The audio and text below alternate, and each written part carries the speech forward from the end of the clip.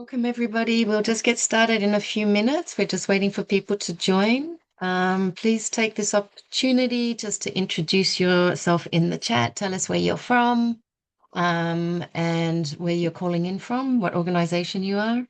But we'll get started very, very soon, and we're super excited to have you join us. Thank you so much.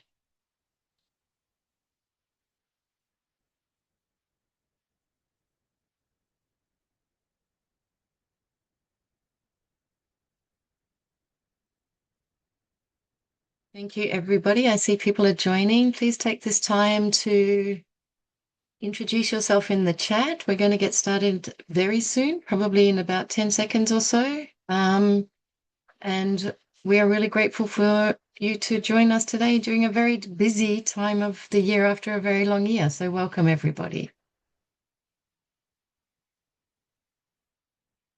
Um, okay, so I think I'm going to get started.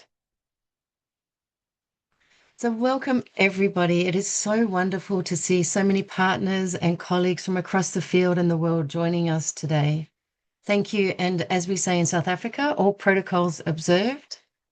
Today, we are launching the Practice-Based Knowledge Framework and Background Paper. These resources explain why practice-based knowledge matters for preventing childhood sexual violence, as well as offering practical guidance on how to collect it, share it, and use it in programs and policies. I really want to also warmly thank our very small but very mighty Safe Futures Hub team. Your hard work has brought us here today, and it is so wonderful to be able to celebrate this milestone together. So who are we? Who is the Safe Futures Hub?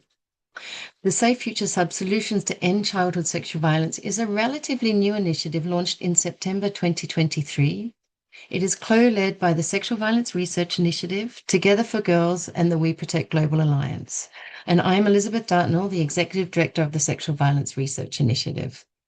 The Safe Futures Hub's shared purpose is to support solutions shaped by data, research evidence, practitioner knowledge, survivors' experiences, and community-led approaches, because we know by working together and sharing what we learn, we are going to help accelerate, strengthen your programs, improve decision-making, and we believe make real lasting change and solutions for children. Each organization within this alliance brings strong experience in research, advocacy, and practical action, including addressing violence against children that occurs online. Together, we form a connected network that links research, practice, and policy and helps us move faster, learn more from one another, and really strengthen efforts to build and promote programs that are effective to really keep children safe, as I've said already. The hub is organized around 3 pillars. The first one is redefining knowledge, focusing on recognizing and lifting up different forms of knowledge from across the field, including practice-based knowledge. The second is mobilizing knowledge, making existing evidence easier to access and to use by presenting it in clear, practical, and interactive ways. And the third is to build knowledge, identify where there is missing evidence gaps, and help fill those gaps while also drawing attention to areas that we know are often overlooked and under-researched. So today's webinar is part of the redefining knowledge pillar. This pillar highlights something we all recognize from our work. Practitioners' insights are an essential form of the evidence hierarchy of knowledge. Practice-based knowledge gives us richer and more complete understanding of what is happening in the field. And when we bring practitioner insight, research, and lived experience together, we design programs that are more grounded, practical, and effective, and I really believe more sustainable in the long term. In today's session, we will start with an overview of the practice-based knowledge paper and the guidance framework. After that, we're going to hear from our wonderful guest panelists who are going to share their own experiences of using practice-based knowledge and reflect how it can help improve prevention and response to childhood sexual violence. This launch matters. And why? Because children face so many overlapping risks right now, including online violence. And these require coordinated, informed action. Too often, knowledge is sitting in separate spaces, and practice-based knowledge, or we often say PBK, helps bridge these divides so that we can design stronger programs and approaches that do reflect the realities that children and communities are facing right now. And it reinforces our shared commitment to learning, working together, and valuing knowledge that comes directly from practice. But before I begin, I want to know that although we do not have live interpretation today, the resources being presented are actively being translated right now and will soon be available in French, Spanish, and English to ensure that they are more accessible to more people. I want to thank you again for joining us, and I'm very pleased to officially open the session. I'm now going to hand over to the wonderful Auntie Morin to talk about the practice-based knowledge background paper and the guidance framework. To you, Arti. Thank you so very much, Liz. And we are so grateful to have each one of you joining us here today. So, as we see it, today is more than a launch, it's a collective milestone, and it's a milestone that belongs to all of us. It's a moment about recognizing that knowledge just doesn't live in one place.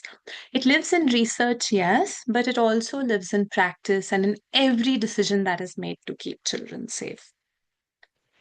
Over the past 2 years, we have been learning from more than 100 experts, practitioners, those with lived experience, and researchers. So, their insights are central to what we are sharing today. And we are so deeply grateful for all the time and the expertise that they have contributed to this work. We used a fairly detailed and intentional process to get here. We started by speaking with 63 key informants, most of whom were frontline practitioners, to understand how their knowledge is keeping children safe. We then spoke with the people who have already done field building work on practice based knowledge, some fantastic organizations. We were also very intentional about creating something that would be genuinely useful. So we had multiple stages of feedback and we went through multiple iterative drafts to get to the two resources that we will be launching today. The first resource that we have for you today is the background paper on practice based knowledge.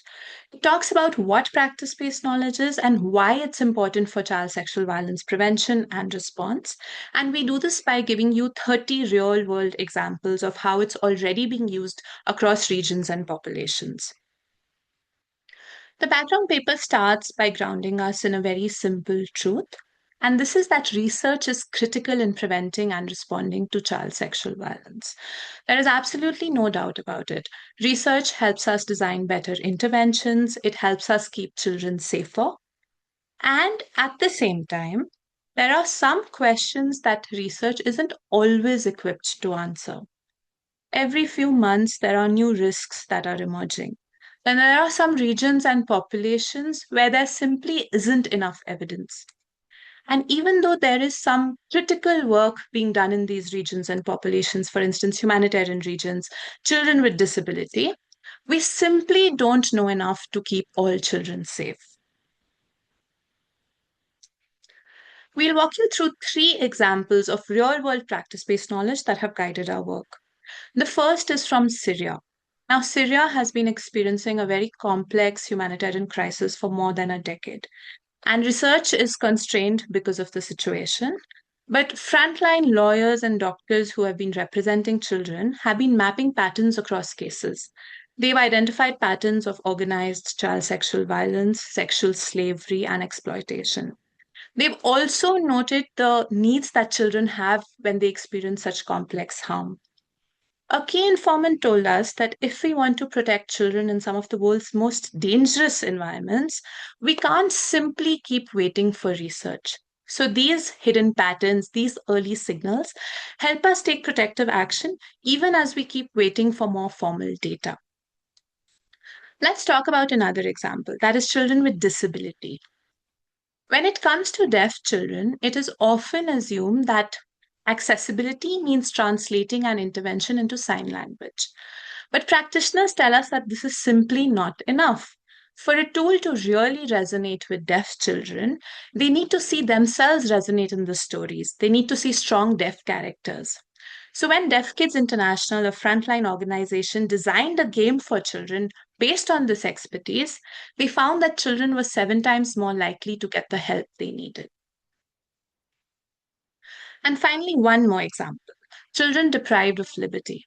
Whether they are in conflict with law or in immigration detention, research access is often fairly limited, but they do face high rates of child sexual violence. Practitioners in Palestine working with children deprived of liberty, whom you'll be hearing from on today's panel, noticed that children were struggling to talk about harm. They were experiencing harm, but they did not always feel safe to talk about it to the counselors there. So these practitioners made a small shift in practice. They stopped taking notes.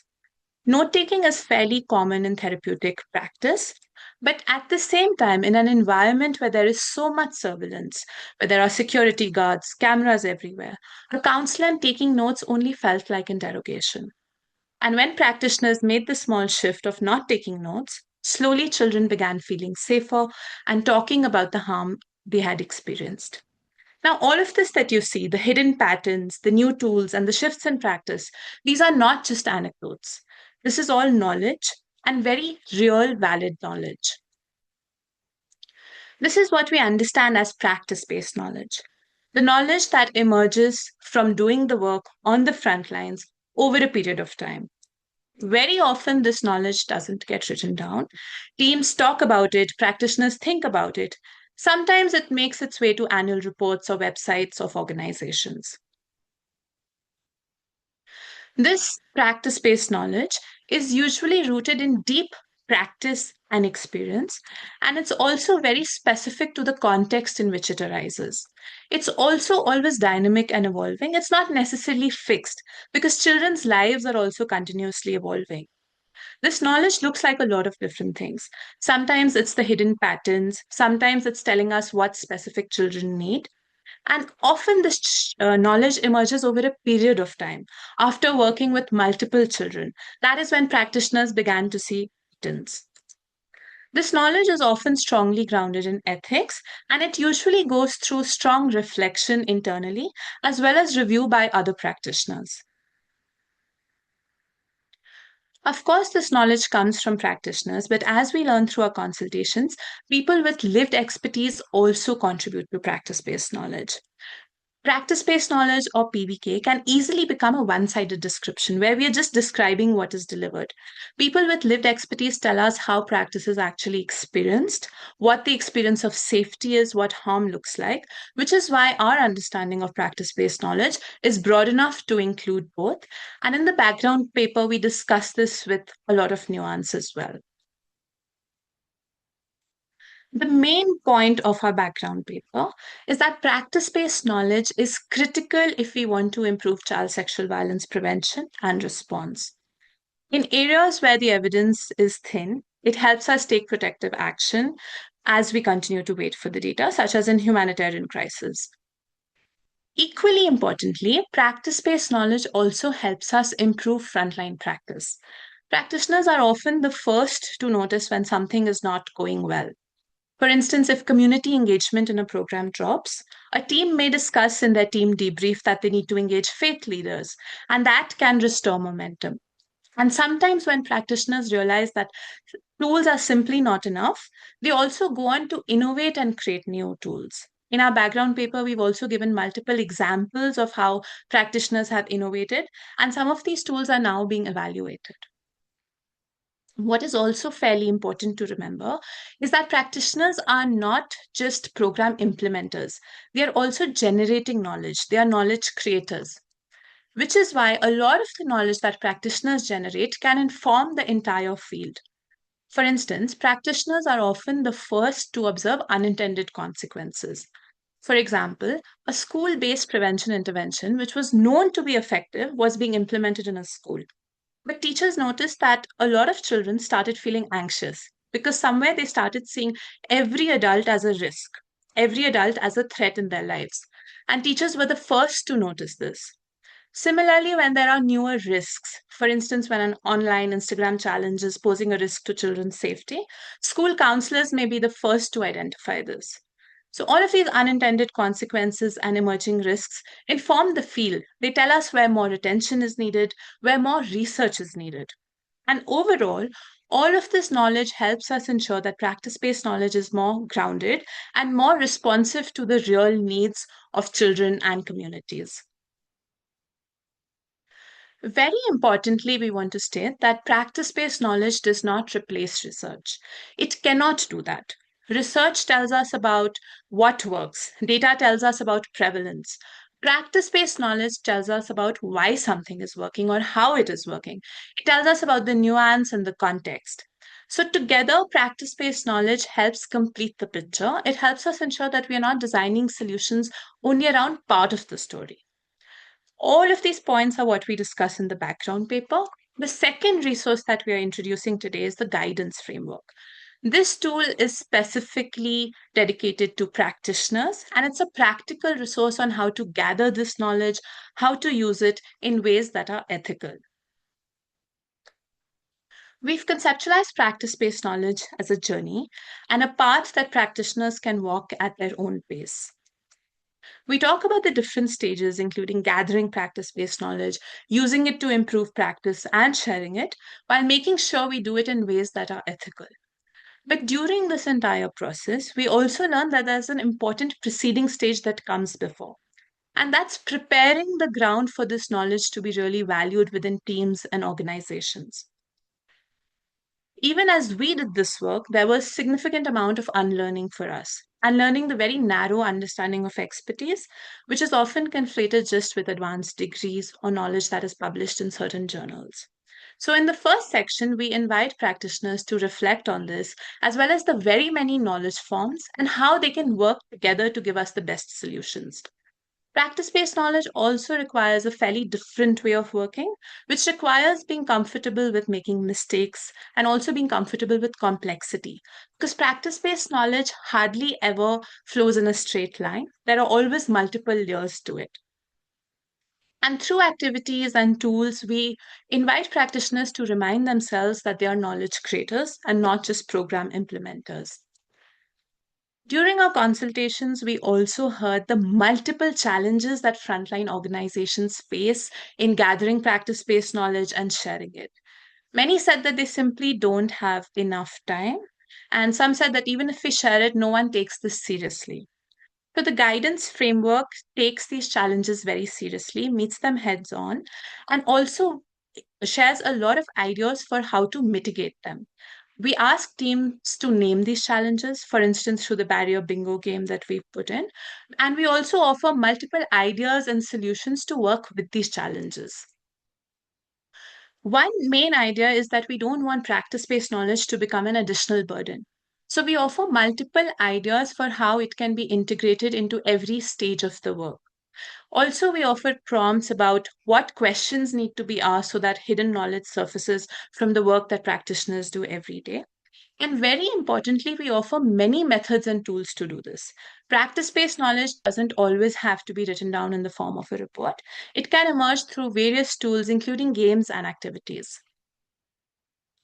We offer a lot of play based tools, and they are intended to be playful, but they are also based in learning science, pedagogical science. We want to ensure that we can surface learning that we aren't always trained to think about. And we ensure that every voice on the team feels safe, including junior staff, newer people, quieter voices. And we also want to ensure that practice based knowledge is not an additional burden, especially because frontline work is also already often so hard.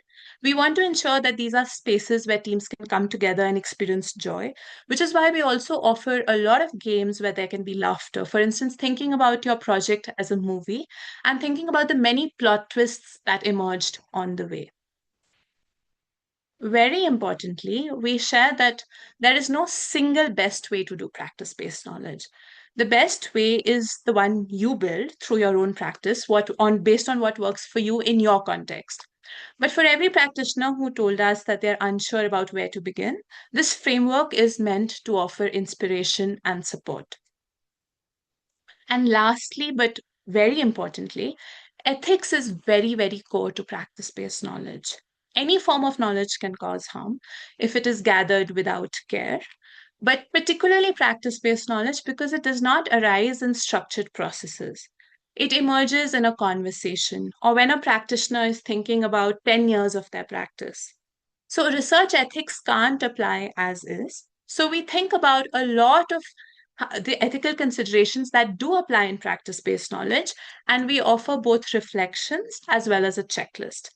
And equally importantly, we also highlight that we do want to share practice based knowledge externally, but practice based knowledge does not offer learnings in the same way evidence does. It doesn't mean that practitioners can replicate the same learnings in their context, but they can be inspired to think about their own practice, ask better questions, and anticipate challenges and risks before they arise. But to do this, we have to ensure that we don't share practice-based knowledge in a way that we overstate or claim something that it isn't meant to be. So we have to be very transparent about what we know, what we don't know, as well as the entire learning process. So we offered an entire detailed section on ethics, and we've also interwoven it throughout the guidance framework. So, with tremendous gratitude to everyone who's contributed to this, including the experts, as well as the entire Safe Futures Hub team, as well as everyone who has given feedback, reviewed drafts for us, and those who have done the foundational work on practice based knowledge before us, we are very excited to share the two resources with you today. With the reminder that if we really want to protect children and if we want to protect all children, we simply can't just rely on one form of expertise. We need research, we need practice, and we need lived expertise, all of which need to work together. Thank you. And now I'll hand over to Manuela, Dr. Manuela, who is the Deputy Director at Together for Girls, and who will be moderating the panel with our fantastic guest speakers today.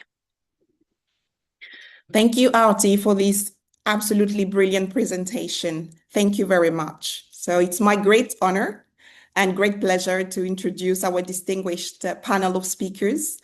First, Francesco Ceccon from ECTPAT International. Francesco is the head of child protection and gender at ECTPAT International, where he has led program strategy and interventions for the past 3 years. Francesco previously worked with several international NGOs on child protection and gender-based violence across multiple regions. Francesco is currently based in Bangkok, Thailand. Welcome, Francesco. Our second speaker is Janet Aguti from the Brave Movement. Janet is a mother of two, a counselor, the founder and executive director of Totia Platform, and a survivor of childhood sexual abuse. Janet's lived experience fuels her commitment to safeguarding children's rights and well-being. She was recently awarded Child Safeguarding Champion of the Year 2025 by Keeping Children Safe. Janet is a pioneer member of the Brave Movement, serving on its advisory board as a survivor advocate and also vice president of the board of directors of ECA Global. Janet envisions a world where children can truly be children and where every individual lives free from the trauma of sexual abuse. Welcome, Karibu, Janet. Our third speaker is Muna Ode from Sawa Foundation. Muna is a psychotherapist at the Sawa Foundation and leads mental health support services for Palestinians. Sawa operates a child helpline across the West Bank and the Gaza Strip.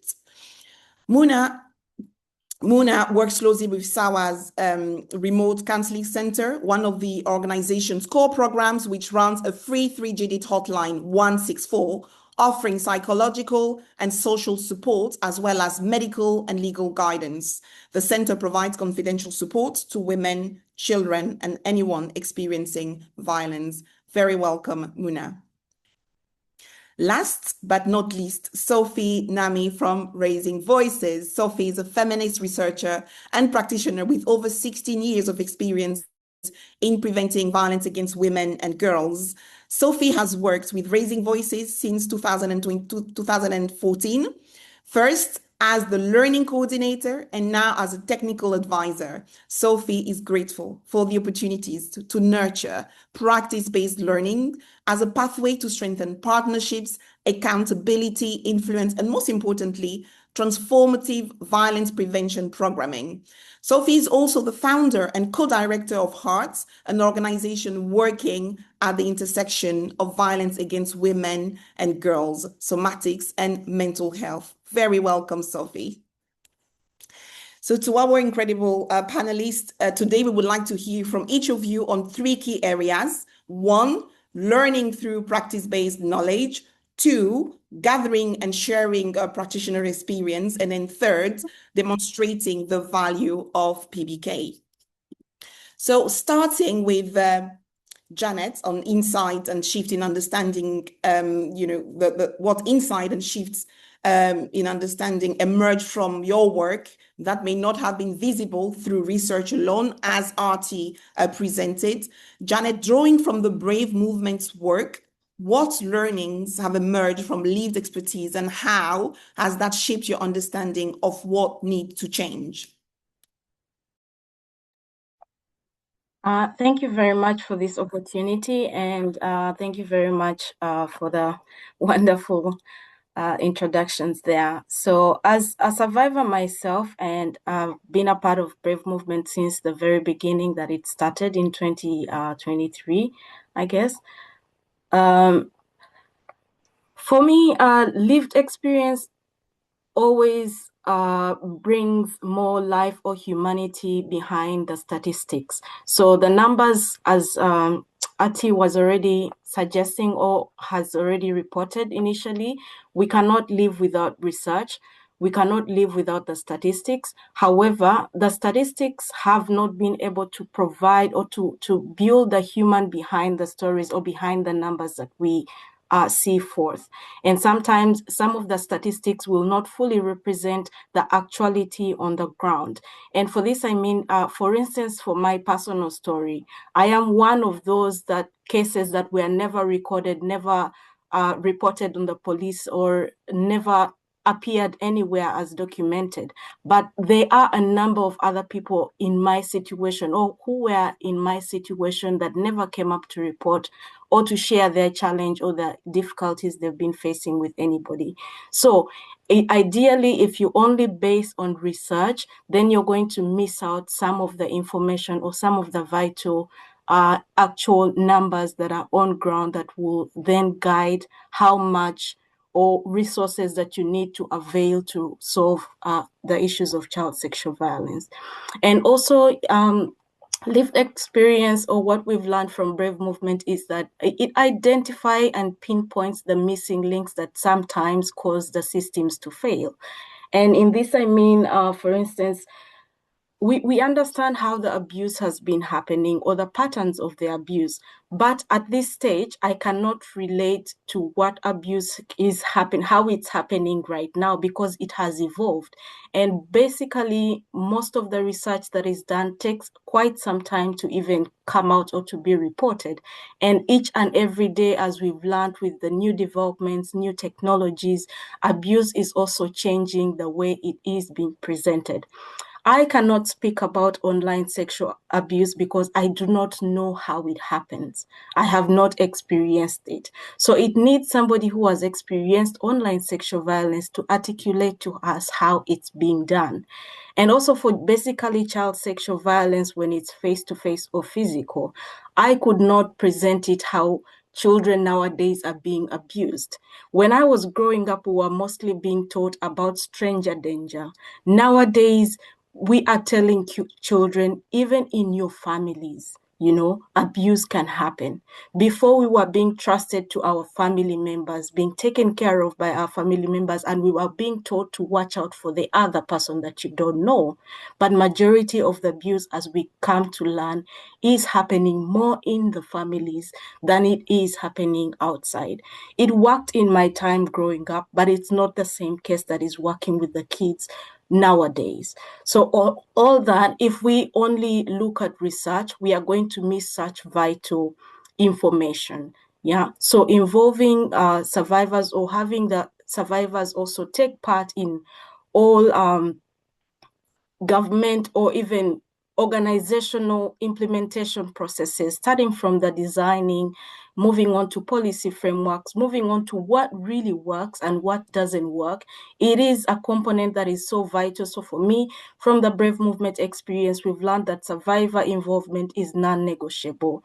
If you want something to happen to really benefit the people that you're targeting, involve them in the process, be it children. Children nowadays express themselves clearly and articulately. So if we avoid having them part of the conversation, we are going to miss vital steps that are going to help benefit them even more than the assumptions that we are going to have that research might miss out, or even practices might miss out on too. So yeah, thank you very much for that. Asante, thank you so much, Janet, for this powerful start. Survivors' lived experience allow us to identify the missing pieces from research and practice. Thank you very much. My second question goes to Sophie. Sophie, you've used practice-based knowledge to inform the revision of an evidence-based program. What did the PBK allow you to understand or adapt that the research alone would not have shown? Thanks so much, Manuela. I'm so grateful to be part of this wonderful panel. And Janet, thanks for starting us off with such a powerful sharing. So if it's okay, I just would like to step back and give a very quick SASA story for those of you who might not know, so that what I share on the practice-based learning has a bit more context. SASA is a community mobilization approach to prevent violence against women. It combines theory, it combines practice, it combines feminist analysis, and the idea is that it supports community members to unpack power and ultimately to use their collective power to create safer communities. And so the story started in 2008. Raising Voices launched the methodology in 2008. And then the first kind of turn happened in 2012 when the SASA study showed that the program can reduce or does reduce women's risk of physical intimate partner violence by 52%. And that was using a very rigorous randomized control trial design. So here again, we see that the research is really a critical part of the story as well. What happened next was a bit unexpected. There was a very rapid global uptake of SASA all over the world. And all of a sudden, Raising Voices had partners to support in many different contexts who are using the program. Over 65 organizations in the following 7 or 8 years picked up or started to implement SASA in their communities. So practice-based learning really accelerated. And that was the core motivation in 2018 to revise SASA. And the revision process was a little over a year. And that led to the creation of SASA Together, which is the revised version. And you see excerpts from the content up on the screen. So Manuela, you asked how practice-based learning insights, like what we learned from practice-based learning and how that really informed the revision. And I think the short answer is that the revision is the practice-based learning. Of course, the context had changed from 2008 to 2018, and the revision incorporated shifts in the evidence base and the broader field, as well as learning from the SASA study. But at its core, like what we've really tried to do in the revision is articulate the how, articulate that accumulative expertise from doing the work so that the program was implemented or can be implemented in a way that really is transformative, because it's everything that goes around the content that really makes a difference to the quality, to the accountability, to the ability to inspire teams that are really motivated and that feel safe enough to ask the questions they need and receive the support they need. Janet, when you were sharing your story, I was just reflecting on the fact that, you know, supporting teams to be able to build the kind of relationships with community members where survivors share their lived experience, so that those insights actually make their way into how the program is being rolled out. That's what the practice-based learning is about. So throughout SASA Together, there's, you know, this little heart icon when things come up that are really sensitive, and how you can really care for participants in those moments. There are these very practical details that make a difference, which you see on the screen, that check box, which is interwoven throughout the content. And those are the guidance so that even organizations that don't have the 10 years of practice-based learning behind them can bring and draw on those insights and bring the quality to the work. So it's the details that make a difference, the how that deepens impact. And that's all about the relationships, the tone, the collective care, the holding of space. And you don't get that from the theory, you know, you get that from doing the work day in and day out. Thanks so much. Brilliant. Thank you so much, Sophie. That accumulated expertise and the revision allowed SASA together to be delivered in a transformative way. Very powerful. Thank you. My next question goes to Francesco. Francesco, could you start by sharing how ECPAT came together on these practice-based knowledge projects? And looking back at the work in Palestine, what insight emerged through PBK and what practitioners help you see that research alone might not have revealed? Over to you, Francesco. Thank you so much, Manuela. And also wanted to give a special thanks and congratulations to Harti and her team for the launch today and for inviting us and participating in the process. It's a process that we believed in so much and we're really grateful to be part of. As Arti said before in her presentation, there is not just one single how to document and learn from practice-based knowledge. There are many different ways. And at ECPAT International, we started this program that is called the Global Boys Initiative that wanted to understand how do we work with boys who suffered from sexual abuse and exploitation in different forms and in different settings. And we wanted to learn from the expertise, knowledge, and experience of practitioners themselves around the world. Because we were starting to work on this in uncharted grounds, if we want to put it that way. We didn't know how much was there. We did conduct some research.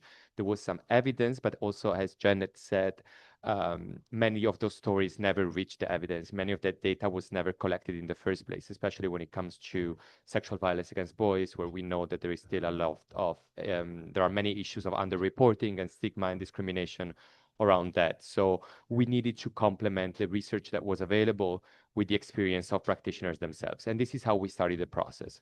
So I always like to say that it was my biggest privilege at working with ECPAT International to learn from different practitioners around the world and learn how they develop their knowledge and learning from existing research, but also from daily practice on how do you support someone who suffered or survived a form of sexual abuse and exploitation.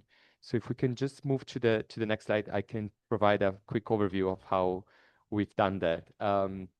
So as again, picking up on what we said before, there is not one single how. For us, we try to develop a new methodology. So thinking, how do we take time to sit down and reflect with practitioners that do social work, case management, psychosocial support, outreach activities, any kind of activities that are in daily contact, basically with children, boys in our case, to reflect on their experiences, to reflect on challenges, lessons learned, look back at what works in their work, what doesn't work, and what they would have liked to have done differently, maybe sometimes as well.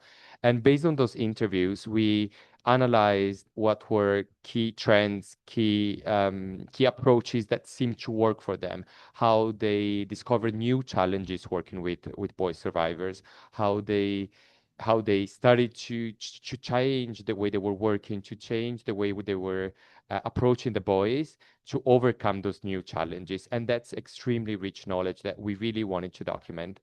Again, picking on what Arti said before, this process kind of brought nuance to stuff that we saw in the research, but also allowed for understanding minimal changes that could help other practitioners. So Arti was mentioning before the question of, not taking notes to not make, children feel like they were going through an interview. Sometimes what we see through the experience of practitioners is that even the way you dress sometimes can be intimidating for the boys and children that you could try to support. So learning very simple tactics, very simple tools from practitioners themselves on how to really support children was really, really extremely important. So we really went into depth in the conversation and interviews with frontline workers and practitioners to document these case studies, and we produced a series of 12 case studies. There will be more coming up soon, so please stay tuned, across different regions of the world, to also bring how different local civil society organizations work in their specific context and how they navigate their specific challenges. And we documented these learnings, basically. So why did they matter? They mattered because, again, they highlight resistance and complexity, not just the things that were working well. So also identifying new gaps for research or formal research, if we want to call it that way, but also really helping other practitioners, in our case, organizations that wanted to start the work with boys, to know from people themselves, for other people like themselves, how to adapt their language, adapt their tone, adapt their practices to start working with boys affected by sexual exploitation and abuse. So our collaboration at ECPAT, the way we've done it is that we really engage our network and our partners around 12 countries, including Palestine. So we had the privilege to work with Sava Foundation and DCI, Defense for Children International Palestine, and sit down with them and understand how, on a day-to-day basis, they were working with boys who were affected by sexual abuse and exploitation, of course, in the inhumane conditions that affected the Gaza Strip recently, but also in situations of detention that was mentioned earlier. And yes, so it was a big unlearning process for us as well on assumptions that we might have had about what approaches seem to work and what not. And then I will let my colleague Muna complete me on the specific experience in Palestine. Thank you so much, Manuela. Thank you so much, Francesco. This is incredibly interesting to see how practice complemented research in supporting boys affected by sexual violence. And yeah, so as Francesco mentioned, Muna, you were involved directly on the ground. Could you share some of the most meaningful learnings that surfaced through your frontline experience? Yeah, of course. First of all, I want to second what my colleague Francesco said, but thank you so much for having us, and we're really happy to be here with you today. Actually, yes, I can mention. I just want to point out that we work in Gaza and in both Gaza and West Bank, but our focus, or 70% of our calls usually come from Gaza Strip. And what's going on now in Gaza, يعني, you know that during the past 2 years, like the children in Gaza facing many challenges, and the biggest challenge for them is their role reversal, where they find themselves taking responsibilities that should belong to their parents, and such as bringing food, bringing water, and that taken a lot from their childhood and expose them to more sexual exploitation and abuse. Answering your question, what's the most meaningful learning for us at SAWA is we use this term that we call telepresence, and telepresence is how we be present for them from distant. And the power of telepresence lies in its ability to remind boys that their voices are truly matter and their choices are meaningful. And it's usually kind of like a create for them that you are seen, you are heard, you are valued and understood. And for us, like, just to tell them that we're here for you, and even sometimes in the case study, it mentioned sometimes that they just call us and they don't want to share something specific. Sometimes they just be silent, or sometimes they just speak. Sometimes they tell us about their day, and we give them the space and the safe space where they can share anything about what they want to talk at that moment. For us, we show them that either if you speak or if you choose to be silent, for us, it's both for us are worthy of respect. And here at SAWA, we just kind of we have the helpline, like the way we work, like we receive calls, but we don't call them back, and we give them this space where we're here for you anytime. If you want to call, we are available 24 hours to give them this space that we're here to hear you, we hear and your voices matter. And for them, when boys, specifically boys, when they live amid a genocide, and that they feel like most of the times that no one can hear them, that they are isolated from the entire world. And when someone from, yes, we live in the same country, but they know that, if you know the context in Palestine, that Gaza kind of like isolated from West Bank and from the entire Palestine. So when they know that someone can hear them, someone can someone is there for them just to hear their voices, to even no matter what they think they want to share, even if it's something like really really serious, or it's something really really like about their normal day, when they know that someone is there to present for them. And that's why we keep using the term telepresence, because telepresence meaningful for us, and we just give them the sense that we're present for you, we're here for you even from distant. Thank you so much, Muna. Thank you for your insight in gathering knowledge and supporting survivors in such challenging contexts. Thank you very much. So I'll move on how you gathered and shared practitioner expertise. And my question goes to you, Sophie. If you could describe the process raising voices used to ensure that nearly 10 years of PBK was integrated into the SASA revision. Yeah, thanks so much, Manuela. So as you see from the slide, I thought it might be helpful to talk about this in 3 layers.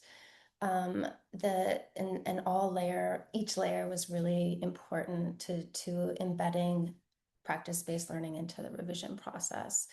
And at the top, Arti, as you had shared at the beginning, one of the things about practice-based knowledge is it has a long history, right? It accumulates over time, which can be very different from a research initiative where you're much more time-bound and structured. So that blue box, the top layer, is really the know-how and the expertise, the deliberate learning that was accumulated over those 10 years from the time that, you know, SASA was created and SASA Together was created. And this can look many different ways. And, you know, this doesn't have to be a formal learning activity. It's also a team member coming back from a really hard community visit and like needing to talk through what happened and have some support and thinking about what could be done differently, or what could be how that challenge can be addressed in real time.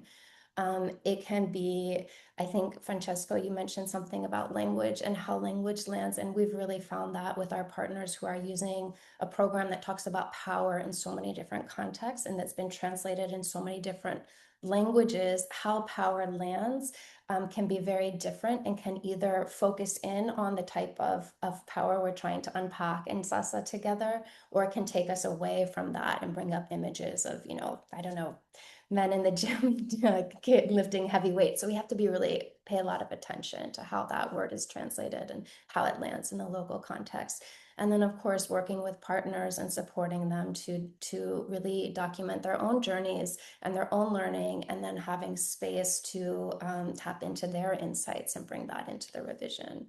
So that's the long, you know, arc. And then during the revision itself, there was a more structured process. So that was, you know, very intentional consultations with partners and experts and trusted friends to also brainstorm how we could really leverage these insights and action them so that the guidance in SASA Together is responsive to the learning. And then this third layer, I think we don't talk about this layer that much, but it's really for Raising Voices journey, it's been so critical. So we talk about the organizational learning culture as the foundation. And again, Arti, and some of the way that you've described the guidance notes, you really bring that out. It's like, are we able to ask hard questions within our team meetings? Does the organization itself really recognize and uplift curiosity as a value that, you know, we're all kind of having that curious mindset when we go out and do our work? Are we able to integrate failures and see failures as, you know, a path towards innovation and quality programming? And of course, like, are we really attuned to nurturing relationships and learning from community members and our partners and ourselves? And as everyone on this call knows, culture is not something that's very easy to prescribe. You know, you can't say do X, Y, Z, and you'll have a vibrant learning culture. It's something everyone contributes to and kind of collectively holds. But that, I think, is a big part of the overall picture on how that rich practice-based knowledge emerges and can be integrated in our work. Thanks. Great, thank you. Thank you so much, Sophie. And Francesco, is there anything you would like to add? And you shared some information on gathering and sharing practitioner expertise, but any other reflection on how you created the space and the method you used to bring practitioners' expertise to the surface? Sure, thank you. And fully agree with Sophie as well that it is a moment to self-reflect, learn, and adjust for the way forward fully. Again, as I said, us at ECPAT, the way we've done it is that we really took the time to sit with practitioners from different contexts, from different countries, and go through in-depth interviews on their day-to-day practices. And that's the same work we've been doing with Muna and Sawa and then Defense for Children International in Palestine. And we normally do this over the course of a few days. Why? Because practitioners themselves they're very busy on a day-to-day practice with a lot of cases to manage or a lot of activities to do in communities and with children. And for them to take the time to actually sit down and reflect, it's a luxury basically. And so we also try to construct an agenda over a few days in which we take a few hours the first day, a few hours the second day, a few hours the third day, so we don't disrupt their activities to actually take stock and learn. But we also go with them to look at their activities, at how they work, and learn from them directly on through implementation. I just want to stress that here we've tried to do this in the less destructive process as possible, also knowing that the work that many of the social workers practitioners do takes a huge emotional toll on them as well. So we also wanted to recognize that and give the space for that, and especially when working in the most challenging circumstances, as in Gaza. The interviews, the way we've done it, we kept them quite semi-structured, quite informal, and it was really to ask practitioners to walk us through their process, how they work with children every day, how do they show up, how do they talk, how do they speak, how do they change their activities, and really gather their learnings in that way. And every day more stuff was coming up. So also it was interesting to see how mixing methodologies of having sometimes focus group discussions where different colleagues could participate, sometimes having single interviews, sometimes just have observations was really, really useful. But for us, I think it provided mostly a space where practitioners themselves could understand that they had a lot of knowledge and expertise that was not out there. Because when you're so busy every day to just do your work, you don't think your work is, can be of inspiration or can be of a source of expertise for others because you're just too busy doing it. So I think the methodology of the case studies in itself was quite great to do and implement with practitioners because you also put them in a different spot. You put them in a spot of saying, actually, what I do every day not only matters and it's life-saving, but can also support others to do a better job or to improve or to show up for children in the best way possible.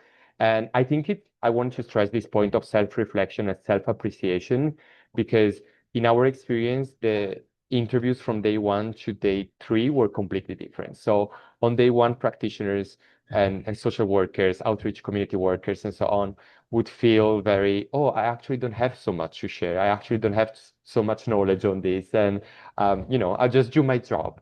But actually, on day 3, they would come back with more ideas, with more thoughts, and thinking, oh, actually, it's true that I did change my behavior when I speak to a boy survivor, for example, compared to a girl survivor. Or it's true that as a team, we collectively changed the resources we were dedicating in outreach communities and outreach activities in communities, for example. So I think that having that flexibility of having interviews spread out over more days also allows practitioners to go back and rethink about what they share, what their experience is, and also give themselves the value that they earned in making sure that they share the information on their knowledge and expertise in that sense.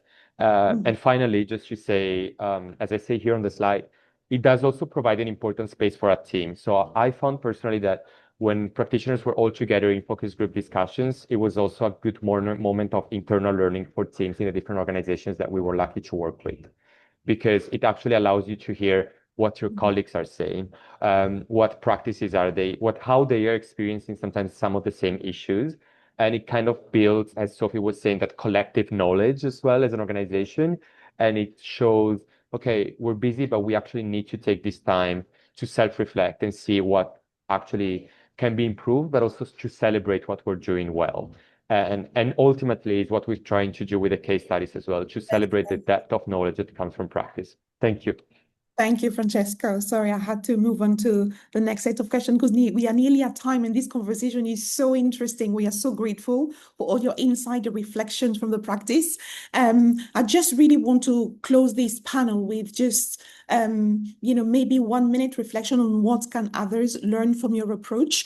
And Francesco, you've shared this really beautifully. For this last round of question in 1 minute, Janet, maybe can you speak to why lived expertise is an essential part of PBK, survivors' lived experience, and why centering it is so critical for strengthening responses to childhood sexual violence? Janet, in a minute, if possible. Yeah, thank you very much. And thank you, everyone. This has been a wonderful learning experience for me as well. And for me, when I'm speaking, it's not that we should eliminate practitioners, we should eliminate research. We cannot survive without it. But having survivor voices or having survivor information as well in the conversation adds a lot to building systems or building solutions that can actually work in a way that it also ensures responses are grounded in survivor realities that may not reflect as much as we've all had in paper or in assumptions that have been created. And for instance, it can also bring to life correcting the assumptions and the harmful experiences. So even well-intended solution can sometimes cause harm. And for us who are in the fields, who are dealing and working hand in hand with the people that we are providing solutions to, we understand, or we have come to see or to also witness how some of the solutions that my organization has been providing has caused more harm. And I've heard one of our speakers also mention that at some point, even if it's as it's a priority to have notes so that you can always reflect back on them when you're doing counseling sessions, it causes a limitation to someone to speak up because they're not sure what you're doing or what you intend for it, even if you explain. So they will hold up. But if you eliminate the notes basing on that specific session, that means you're providing more what the person needs. And this can only be understood if you have survivors or if you have the beneficiary is also part of the conversation in designing, in implementing, and in policy reforms. And one other thing I would also want to bring on board is that having various survivors as well is an important aspect because all survivor experiences are diverse. We live in a diverse community, we live in a diverse world, and what my community or what my village or neighborhood might need will be different from what the other neighborhood will need. So having each and everybody involved in the designing, in the formulation of policies will also create a lot of impact in a way that no one is left out. And this, I bring it more back to the children, speaking on an African perspective, where we assume children don't know much and they don't have to contribute in conversation. That will create us having solutions that are not going to be accessible for them. And even if the solution is the best and will create a lot of impact, it will not do the same for the kids, because if I'm creating a hotline and they don't have access to phones, in our schools we are not allowed to have phones, then they're not going to utilize that, and that is going to be a wasted resource for them, which could have benefited somebody else. Thank you very much. Thank you so much, Janet. Thank you. Turning to you, Muna, now, thinking beyond Palestine, what do you hope others will take away from your experience, and how might PBK approaches like yours strengthen CSV prevention and response in other contexts? In a minute, if possible, because I know we are at time now and I can see people are dropping out of the call. Thank you. Sure. I'll try my best to summarize in 1 minute. To be honest, at SAWA, we try our best to try to maintain a thoughtful balance between prevention and response to ensure that children are not only safeguarded, but also the most important is to be supported with compassion when they need it the most. Specifically in our context, like when something happened, if child got sexually abused or harassed, it's hard for them to go to their parents and tell what happened. So we to be honest, at SAWA, we start to we offer age-appropriate psychoeducation at schools, give them the knowledge and language they need to understand their bodies, what boundaries are, and safety. At the same time, we empower parents by, we have a program that we call it Let's Talk, where we have the families where they can learn to recognize the early signs of sexual abuse, because like we, in Palestine, specifically in Palestine, we don't understand what sexual abuse is and how to detect the signs. So this is what we try to do to balance between the prevention and response. Thank you so much, Mona. Thank you. Last but not least, Sophie, on how or why did PBK emerge as a point of activism and influence as raising voices? The last question. Thank you. Thanks, Manuela, and I'll try to be very brief. I think we've heard from all of the panelists and Liz's opening remarks and Arti's comments how critical practice-based knowledge is. So hopefully we've all come, to the same page in case we weren't there already when we started. And so, the left side of this table is kind of what we know. We know that practice-based learning is essential, that it creates vibrant programs, that it fosters relationships and accountability. I also think that, this work that we're doing to prevent violence, we need to be disrupting hierarchies of power, and it's part and parcel of that work to really be uplifting the expertise and knowledge created by activists and survivors and practitioners. So that's also part of why this work is so important. So it's really so that we have, it's Janet, just as you've said, it's not that research is not important, it's that practice-based knowledge is as important and as essential if we want to have that full picture to strengthen the work in the field and to deepen impact. And ultimately, we're so excited about these resources. We feel so honored to have been able to be a part of the co-creation of them. And we know that they're going to really deepen that learning and impact in a way that's ultimately valuable for the children and the transformational quality of the work that we're all contributing to. Thank you very much for these reflections, insights, learnings shared on this incredible panel. We are really grateful. I would like to thank all the participants who stayed over time on this session. Really appreciate. I can see that questions have been addressed directly in the inbox. Are there any burning questions? Any other questions? Yeah, I believe they've all been answered. Okay. Well, I would like to thank you all, our incredible panelists, for all that you shared. And as we close the session today, we really want to highlight these key takeaways that we heard from Egpat about the work in Palestine and the learnings from working with boys in the West Bank and the Gaza Strip, and also from Raising Voices on how frontline learning informed the adaptation and scaling of an evidence-based program, SASA Together, showing the importance of learning from practice to strengthen impact at scale.